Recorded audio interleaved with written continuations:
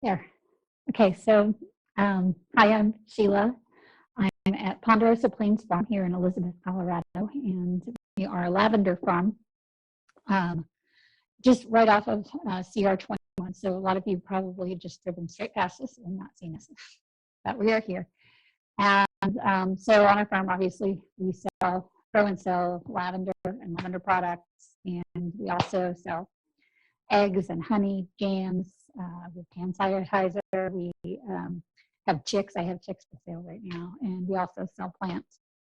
And so, yeah, we moved out here about 6 years ago. And it's been a learning experience here on the Palmer Divide.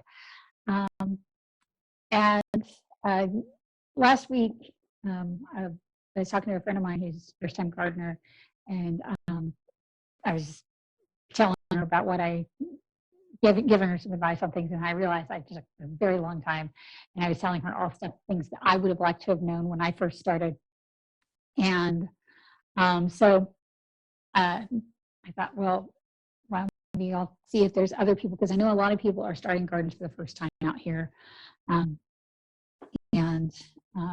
it can be a different experience even if you've gardened before. So anyway, I just had this idea, and I thought, well, I'll just tell people who I know. And so here we are. So you can take heart if you are a newbie gardener. When I first started, I was reading everything that I could about gardening, and I found this article by a master gardener, and she said, well, there really are no master gardeners, because after decades of gardening, what she knew was that we're all students, because there's always things to learn. And certainly, there's things that are outside of our control. I mean, here on the Palmer Divide, I think is case in point, that we get hail, and we get wind, and we get cold, and we get rain, and we get hot, and we get drought, and we get grasshoppers and all kinds of things here. That we get them all in the same summer, and so some years it just doesn't work out, and some years it's great. And but there's a lot of challenges, and I think that it's just really important to get started, get off on the right foot with gardening, like getting your seeds started. And I think so that's where we're going to start now. We're going to talk about the really basic stuff. So if you've gardened before, some of the stuff you're going to like, okay, yeah, I know that, and I know that. Over the years, I still hear new things that I didn't know. Some of it's information I can use, some of it's information I can dismiss. But I think that hopefully everybody will come away with some new information from this. But before we get started, there's two things that we need to address. And the first is you need a plan for your garden, specifically in how you're going to address the deer menace. And because they'll eat everything in your garden. It'd be a shame to do all this work getting your garden ready and only to have them just come in and just mow everything down. So so there's a lot of different strategies around that, and if you get really creative, and there's great ideas. We have an 8-foot deer fence around our garden enclosure. That's how we deal with it. My neighbor, she has a greenhouse cover that she puts in. She actually directs those into the ground, but she has a greenhouse cover over the whole thing, and she keeps that closed, and that keeps the deer out. One of my other neighbors, he only does container gardening, and he puts his containers out on his deck, and pretty much the deer don't want to come onto the deck, so they're fairly protected there. And we have a dog that likes to eat the irrigation system, so we have raised beds. We ended up building frames with deer fencing that go all the way around each one of our garden beds. And so if you could build something sturdy enough that a deer wouldn't knock that down, you can certainly do something like that on an individual planting basis. So those are just some ideas, but it is something you need to consider. The deer will come through and eat whatever they can get their mouth on. The second thing, and this is just a piece of advice, is as you're planting your garden and you're picking what plants you want to grow, I suggest you Google all of them that you're looking at. In part, to get the basic information that, sometimes that the information that you need on temperatures and soil and sunlight are going to be on your seed packet. Sometimes they're not. But one thing that is rarely on the seed packet is like where did this particular vegetable or fruit originate? And sometimes it's hard. Like with tomatoes, there's like all these hybrid varieties that have been bred for certain regions and certain purposes. And so, it's, it may not be that closely related to the original tomato anymore. But it can help you as you're strategizing and thinking through processes of what you want to do. And a case in point, like one of my best examples I would say is like a sweet potato. A sweet potato, a lot of people don't realize, is actually a tropical plant. And so it likes hot weather, humidity, lots of moisture, sandy, well-drained soil, and really bright, diffuse sunlight, which is very different from this bright, intense sunlight we get here.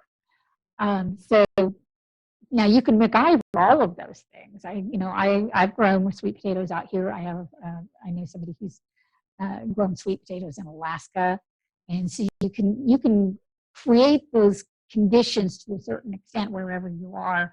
But it helps to know that that's where your plant came from. That's the environment the climate that it's used to. So as you're working in your garden, you maybe see issues coming up with your plant, and you can go, aha, well, maybe it's getting too much sun, or maybe it's getting too much heat, or things like that. Pardon me. But what we're going to talk about mostly from here is seeds, soil, water, sunlight, and proper temperature. So starting with seeds, there's a lot of ways to get seeds. Some people will save seeds, and there are a lot of seed savers out here in Elbert County, and there's also videos and articles that people write that you can get information on how to save seeds, and you can hook up with other seed savers for seed swaps, and those are good. I don't save seeds because I don't have that. I don't have enough confidence in my ability to do it right. I'll save the seeds, and I'll be like, well, what if they don't grow? I don't know why I'm like that about it, but that's me. Another way people get seeds, and this happens with a lot of first-time gardeners, is they'll be given seeds. Either a friend goes, oh, I have all these old seeds, why don't you take these? Or maybe they bought something and they got given a gift pack. Now, what happens in these circumstances is a lot of times like the gift pack ones are like for quality seeds without a lot of instructions on the package, or maybe out-of-date seeds. Out-of-date seeds may or may not grow. But there's no reason not to put those in the ground. I don't want to discourage you because, sometimes you get like a certain percentage yield from them. And sometimes they just go gangbusters. And you're like, oh, okay, these are great. So that's one way to get seeds. And then the other way is to go out and purchase your seeds. You can get them from seed catalogs or nurseries, hardware stores. I know that there was a rush on seeds recently, and so a lot of the seed catalogs are struggling to keep up, and maybe they may not have all the inventory that they had before. But I have seen seeds around, so you can still purchase them. Now, with your higher quality seeds, a lot of times you're going to get a lot of instructions on the back, and this is going to talk about how much sunlight does it need, how deep to plant the seed, the temperature for germination, ideal temperatures, when to sow and harvest. That kind of information will be on there. And sometimes it's not, but then if that's the case, then you just go back to Google. And you may have to dig through the free websites to get this information, but you can get it. And it's pretty readily available information. So definitely do your research on your seeds. We'll talk about soil. And soil is like a really important one. And so you start with your soil consistency. And so we have these two ends of the spectrum. On the one end of the spectrum is clay, and on the other end of the spectrum is sand. And so your clay soil is going to be really dense and wet, and it's going to hold a lot of moisture. And generally it has nutrients, but because of its density, it tends to be difficult for plants to root in it. And sometimes there's certain plants that don't have wet roots, and so having clay roots can be problematic for them. Clay around the roots can be problematic. Now, the other end of the extreme is sandy soil. And sandy soil is the low nutrients. It drains very quickly. It's very fine. It doesn't clump the same way. It's like the other end of the extreme. Now, there's a myth in gardening that you'll hear sometimes people will say, oh, well, if you want the ideal soil, then we'll just combine clay with sand. But what you get there is cement. The best amendment for either clay or sand is going to be compost. Compost has a lot of organic material in it. It's going to in clay soil. If you really work it into clay soil, it will that organic material will keep the clay separated and help it drain better, and also it has a lot of nutrients in it. And then on the other end of the spectrum, if you're putting organic material from compost into sandy soil, it's actually going to retain moisture a little bit better and have more nutrients in it. So really your best soil members for either one of those are going to be compost. And pH is something that I don't ever have to deal with very much. But there are test kits that you can buy. They're really inexpensive and they're really easy tests to do. And then you can go online and you can look at what kind of soil amendments you might do to make your soil less acidic or less alkaline, depending on what it is. But again, that's another one of those situations where actually compost is going to help you a lot. So compost might be able to balance out a little bit with the alkalinity or acidity of your soil, if that's an issue even. Do the tests. We always came up with like a dead center soil on our property. So it's not a problem I've ever had to deal with. So on the subject of compost and soil, there is a book I want to recommend. It's John Jeavons. It's called How to Grow More Vegetables. And about half of this book is about soil and composting. And he works on a test farm. So he gets really into he's out there with his compost and taking temperatures and churning it all of the time. And, so you can get really, really technical like that, making your compost, or you can do maybe it's just a really super lazy way, and I just keep throwing stuff into a big pile out there. And maybe we get out there once a year with a tractor and turn it over one time. But when I want compost, then I go out there and I just dig a really deep hole and I get the nice stuff off of the bottom, and that's what I use. And that's my lazy man's way of doing the compost. But you can get as technical or not in making your own compost. You can purchase compost too. But obviously the cheap way is to collect your scraps and excess soil and grass clippings. And I think you can use animal droppings from any animal that is not a meat eater. And pretty much anything goes for composting. So, but John Jeavons writes about all of this, and he talks about soil preparation, and it's really interesting stuff. So that's talking about your soil in your garden. So if you're starting plants indoors, or if you're doing container gardening, you are going to want specifically soil that is for containers, because they'll have usually vermiculite or perlite or something like that will help keep the moisture in. And it will have a lot of organic material in it too, for nutrition for your plants. So there are some brands that are specifically for seed starting to help develop roots. I kind of just use this stuff.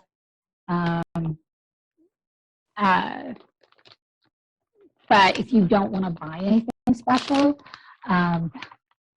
you could do compost too. So if you're composting, you could just go out and you could get some compost and bring that in, and that would be fine, because it's going to have a lot of organic material in it and nutrients that'll be good for seed starting, a little bit of soil, and that's kind of what you need. I would not just go out into your garden and dig up some dirt and bring it in, because you won't have that balance, and it won't drain exactly the way you want it to, and it's you know, your regular garden soil isn't what you want. You can buy compost at the store. You can make your own, or you can buy potting soils, and there's just a whole wide variety that you can use. But you will want to be very particular about what you start your seeds with and contain indoors, and when you go to, if you go to container gardening, what you put in your containers.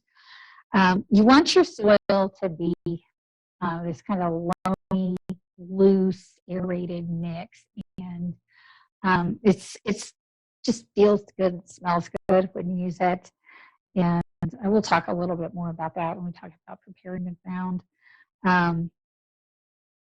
For seed starting outdoors, actually we can talk about it now. For seed starting outdoors, you're going to want to prepare your ground, and so you'll want to go in and a garden fork and break it up, and then maybe go in with your hands or break up the clumps, and then add in some compost and work that into it. And you also want to make sure that you're not working your soil when it's too wet. So if it's rained or you've watered, you want to wait. Out here, I'd say 24 hours. And then go out and just pick it up and break it up in your hands. And if it's clumpy still when you're trying to break it up in your hands, it's sticky, then it's not right. But if it's just kind of falling loosely away, even if it feels a little moist, then you're good to go. So just remember that when you're direct sowing or when you're transplanting your plants, you want to make sure that you're not working in wet soil and that your soil is nice and loose and you have lots of compost added into it. And you should be good to go after that. Companion to soil is going to be your pots, and there's a lot of different ways you can do pots. There's plastic pots, you can buy these, or maybe if you bought seedlings in the past, you have some extras around. These are handy. These are going to hold in moisture. I don't like to use them because you end up having to like rip roots off the bottom when you replant. But you know, that's my preference. It's not wrong or anything. I mean, I've certainly done it before. Also, by the way, I like to mark mine with popsicle sticks, because you can buy them in craft store really inexpensively, and you just write on there. So those are good. Anyway, so you can use plastic pots, and I prefer to use peat pots. These are nice because they make kind of transplanting easier. Basically, just kind of rip off the sides, and you can leave parts of it because the roots will come out of it, and so you can leave parts so you can keep some of your root system intact. I always try to tear up a piece of the bottom and tear down the sides to the extent that tear down the sides as extent as I can. But you know, these are really handy, and then you can just, once you got it torn up, you pop it on the ground and you're set. Another option too is paper, and there's all kinds of tutorials online about how to make these little paper cups. You can make these out of craft paper or the paper that you get, like that they put in like your Amazon boxes. That's really good. You can use newspaper, but the thing you need to know about using newspaper is that I called the Denver Post and I asked about this. The black and white pages are soy ink, and the color pages are chemical ink. So, and there's really only a couple of black and white pages in any Denver Post. So most of them are color, so most of them have chemical ink. And I don't know that it'll ruin your plant or kill your plant if you have a chemical ink on there, but it is a consideration. It could set back your plant a little bit, or maybe it's nothing, I don't know. But I only use the black and white ones, and I have used the system before, and they work out just fine. So these are good. But you can really use just about anything. So people use tubs, people use buckets. Mainly, the main criteria are you want it to be able to hold dirt, stand up to water, and drain. So maybe you drill holes in a bucket or a tub that you have lying around. Someone here says that Walmart has racks of pots that they recycle. So, you know, you can get pots from some retailers that don't need them. Now, eventually, if you're starting plants indoors, you are going to need to transplant, and so you might want to have some of these 9-inch pots on hand, and you don't necessarily have to buy these. Maybe you bought plants and you've got a few lying around of your own. or check on Craigslist or Nextdoor, because there's a lot of gardeners who have more of these than know what to do with, and they may be willing to just give them away for free. So that's a thought.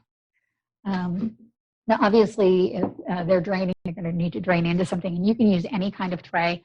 I tend to use these because they're nice uniform shape and size, and they fit nicely on my shelves here. So these ones are ones you can purchase. I also have some baker's trays that are really great, and I like to use those. They're kind of big, but basically anything that's going to catch water and keep it from getting all over your house is fun. So yeah, I think that's it on pots, and we can talk about water. So when you first start your seeds, you got your soil and your pot, you put your soil in, you put your seed in according to the instructions, and you need to water it. You're going to want to water them pretty frequently, maybe once or twice a day. I use peat pots, they dry out, so sometimes I have to water them twice a day to keep them nice and moist, because you want that seed to be moist while it's germinating.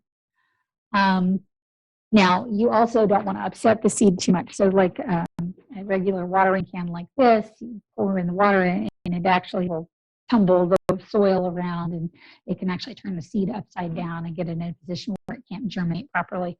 So you might want to use something like a spray bottle, something that'll put a fine mist on there, or something that has a small stream of water that won't disturb the soil too much. I have been using this year, because this puts out a fine mist, and it actually is faster than a spray bottle. So I'm pretty fond of this guy. And then once your plant is established, you've got a good-looking stem, and it looks like you have a root system going that's holding it in place, then you can switch to a watering can, and it'll go a lot faster for you. And at that point, you might be able to switch to watering every other day. Just keep an eye on your plants, and I think that that's the most important thing a gardener can do, is just keep watching and watching and watching, just to see how the plants are doing. It's just worth, while you're watering them, just take a look, like, what are they looking like today? What's going on with them? Now, once you get into these, you transplant and you're into larger pots, you might be able to start treating your plants a little bit more like house plants, where maybe you're watering them a couple of times a week or something like that. But again, just keep an eye on it and see how they go. Now, one thing that happens occasionally is because we all forget, and I had one this year and I did not bring it down. Yeah, not handy, but I had some this year, and we had this really hot day, and of course it was the day that I forgot to water, and I came in, like the top half of the plant was just like dead, but I still have a stem and it still has some roots, and so I kept watering. Sometimes this kind of conditions can be caused by disease, but in this case I was pretty sure it was I had watered it. So I kept watering it, and it was a little setback, but it actually, this last week, I started seeing new leaves popping out. It's growing back. It's going to grow a stalk. It's going to be fine. And, I've even had plants that were older, and I was repotting them, and I broke the plant in half.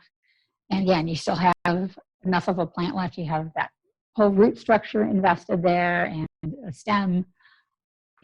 You can just keep watering it. It will probably come back. It'll set you back some time, but it's not the end of the world. So don't feel bad if something like that happens. Just stick with your plant and see, and it's very likely that I'll make it through. So for sunlight, sunlight is something that you want to plan out in your garden. You want to be planning on that to begin with. So you've looked at your seeds, and you know that some want full sun and some want partial sun, and some want shade. A lot of plants that want partial sun usually want that eastern sun first thing in the morning, and they just can't deal with the heat in the sun in the afternoon. I imagine there are some plants where it's the other way around. They really want that heat sun. Shade plants, you run into some varieties that want to be hot and shady, and some that want to be cool and shady. So you just got to take that into account. So one like strategy you might do is if you have a plant that you know wants to be shady, you might plant it on the north side of a plant that's going to grow taller over the course of the summer. So when the heat of the summer really comes in, that plant is getting some shade and some relief from the sun. So that's one way, or just position them in your yard according to where they're going to get sun and at what points in the day. In your house, it can be a little trickier because it's going to depend a little bit on where you have windows. So this behind me is a south-facing window. And so it's going to get a lot of good sun during the day. I also have a room that's on the northeast side that has a lot of windows, and it's always really bright and sunny. It gets that first morning sun. So a lot of my sun-loving plants really like that room too. And obviously, you can add sunlight with using the fluorescent lamps. And so using my fluorescent lamps now, you don't have to have special bulbs. They do make special plant bulbs that have a certain UV range, but a regular fluorescent bulb will be fine. And you can kind of see our setup here. I've had every contraption you can imagine for doing this, but this year I just used one of those racks that's like for storing things in your garage, and I hung the lights on them, and pretty much good to go. So that's like just a quick and easy one.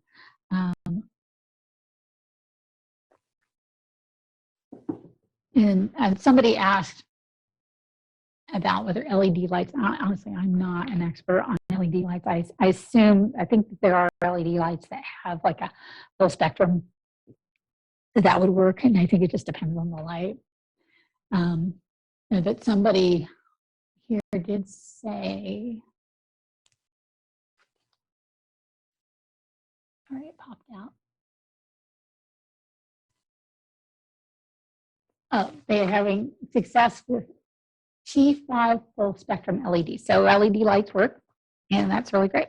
So thank you very much.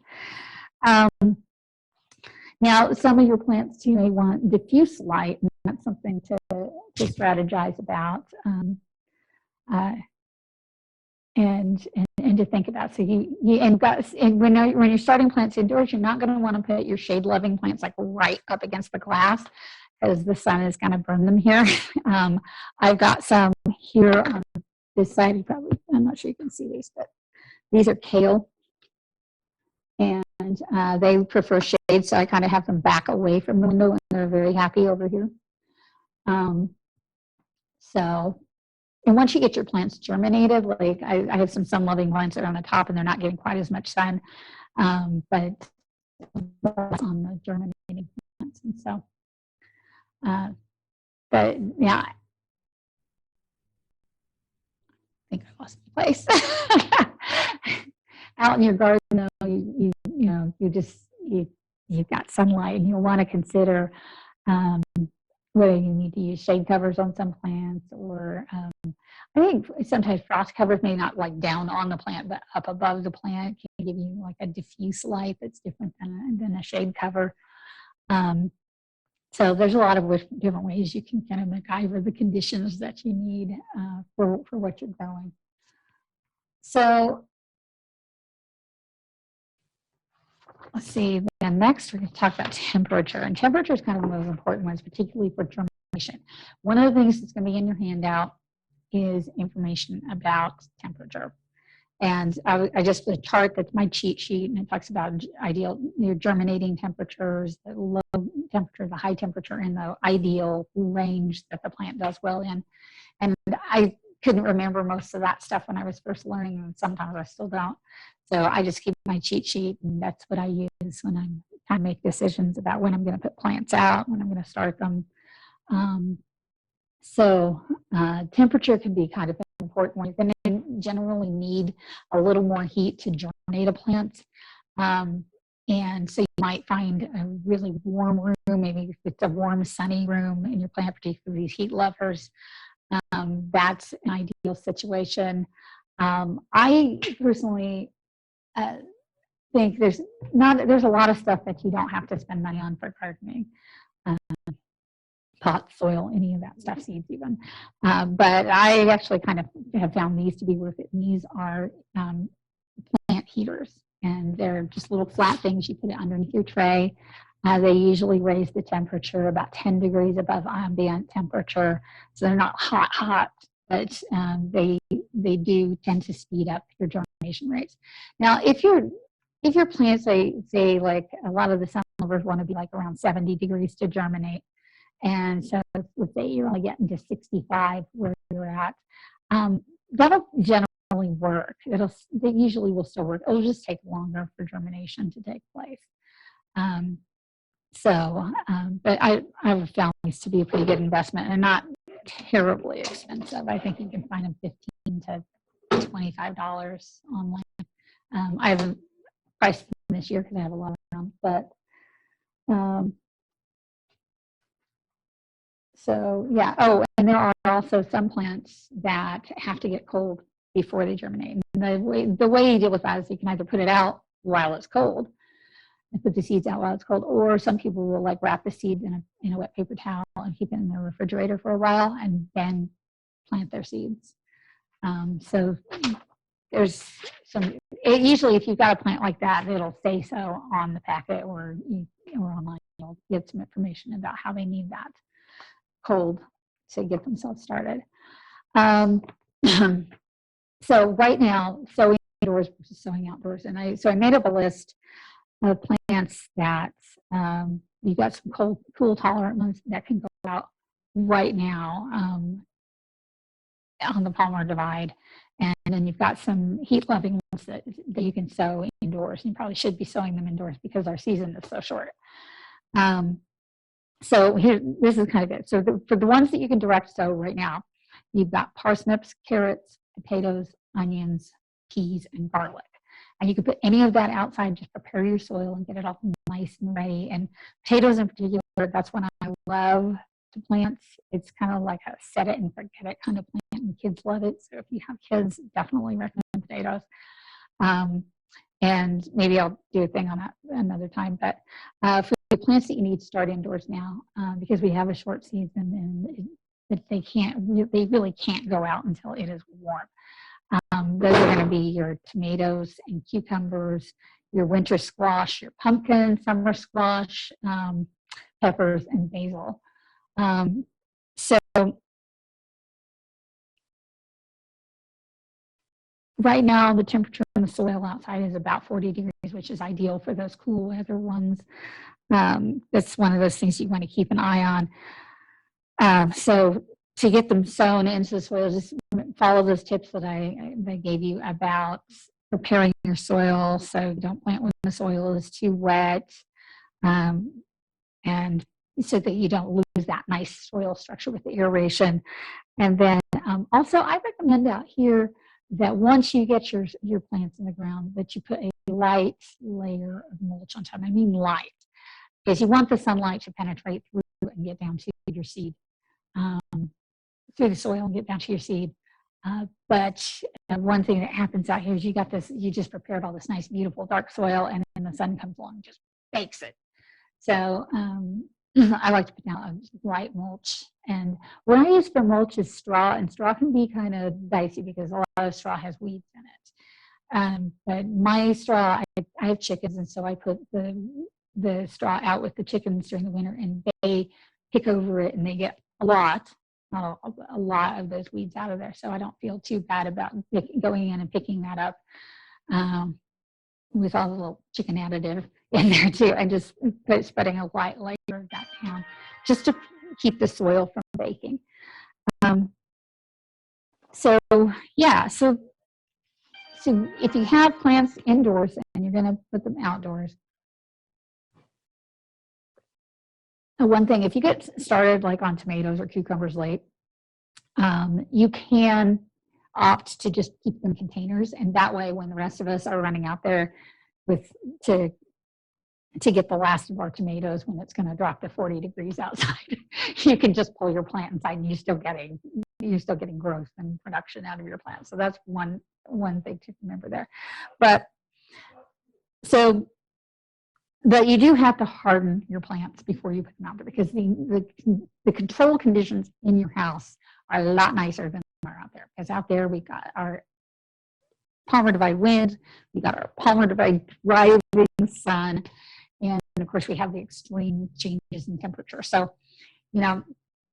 how people will usually harden plants for wind is they'll put like an oscillating fan in the room so that the plant is getting blown around a little bit, and it tends to make the plant stems hardier so that they can stand up to the wind better. For hardening for the sun, the method is generally you take the plants out for increasing amounts of time every day. You put them out in our nice, hot, bright, brilliant sun, and then you bring them in. And maybe you start out at 30 minutes, and after a week or so, it's like an hour, and maybe it's 2 hours, and that's kind of how hardening gets done with plants. Now, I have a friend who actually, he germinates all of his plants in the garage. So he has a table, and it's on wheels. So he's got a whole heaters and lights and the whole thing set up. And then when he comes time to harden the plants, he just rolls that whole thing out there into his driveway. And then when he's done, he just rolls them back in. And I wish I had a cool system like that, because that would be pretty awesome. But I don't have a lot of time for that. And so I usually am just like, I wait until after the very, very last frost, because you can't put these plants out before, if it's going to get cold at all. And I'll harden them then. So if I'm hardening them, I'll harden them in a greenhouse. So if I'm hardening a greenhouse with windows, I'll put a shade cover over them, like a 30% shade cover. This year we have a new greenhouse that has like a cover that lets through bright light, but it's not clear. So I'll probably just go drop them out there and let them start to get used to the changes in temperature and to the brighter light.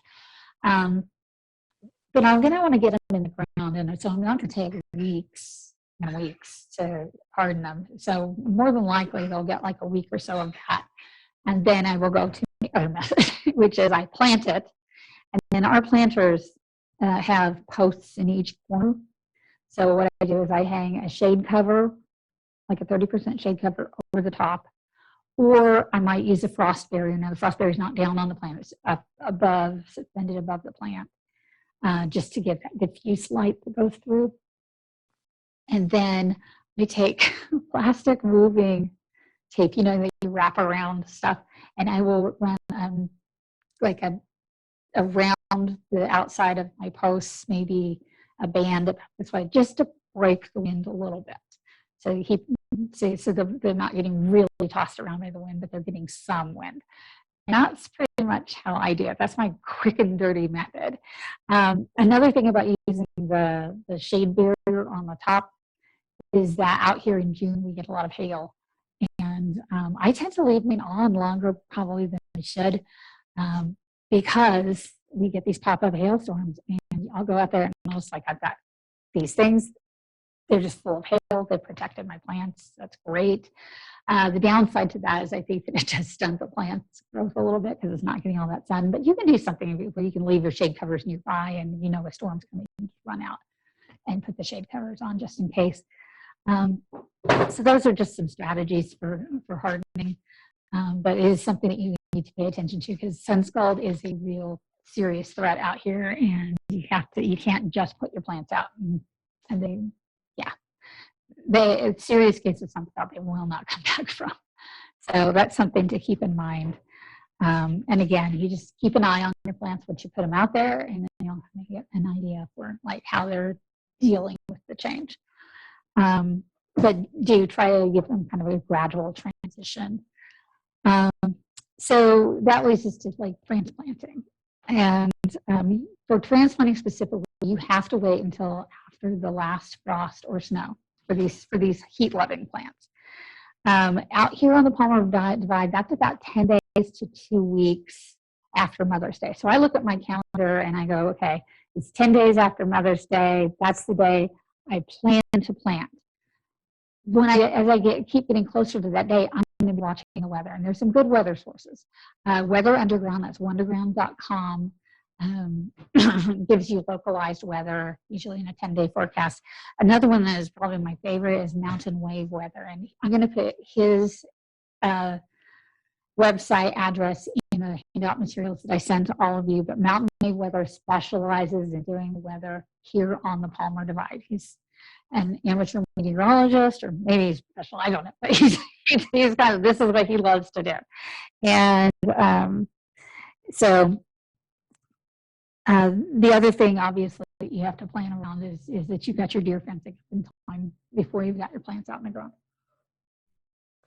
And that's kind of what it takes to get from seed to planting out here on the Palmer Divide. So somebody asked a question about the potatoes, wanted information about potatoes and how to grow them specifically. And so like this is kind of my little tutorial on potatoes, the short version. Is they're fabulous, they're easy. What you want to do is you want to get your soil prepared. If they don't love clay because they're a rooting plant. But if you have clay, you just want to make absolutely certain that you've broken up all of the soil and put in lots and lots of compost to help keep that all broken up and fine and aerated. And that is going to create the perfect conditions for potatoes. Now, then you're going to want to plant your potatoes. And what you're going to look for is you can buy seed potatoes at a nursery or there's places you can get them. But the easiest thing is to go to the grocery store. And I wouldn't go to just any grocery store. I would specifically go to an organic grocer's because some companies will spray a chemical on there that will inhibit the growth of eyes on the potatoes. And you want eyes on the potatoes. So go to your organic grocer and look for some that have some promising looking little eyes on them. They don't have to be big buds or anything, just eyes. And then bring them home and you can cut them. You just want to make sure that you have 2 to 3 eyes on any section that you've cut out. So you can, depending on the size of potato, you can get anywhere from 2 to 5. I mean, it depends on what potato you're growing, how big they are. Starts out of them. And then you're going to plant them about 18 inches apart. I'd say 2 to 3 inches down. You don't want the sun to be able to get directly on them because that will cause a rotting issue.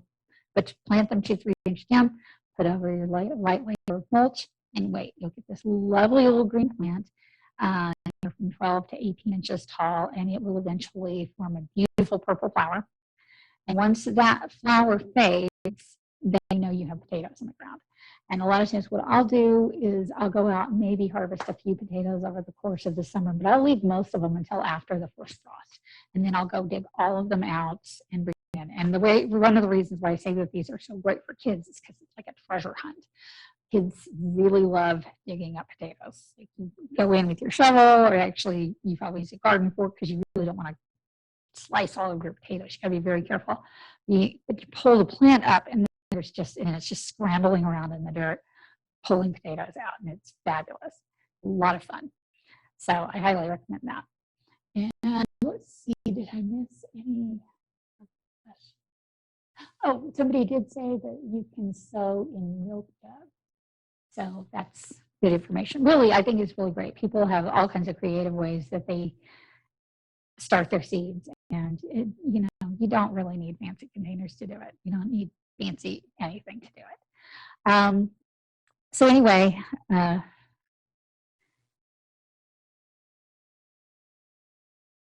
if nobody has any other questions, then we're gonna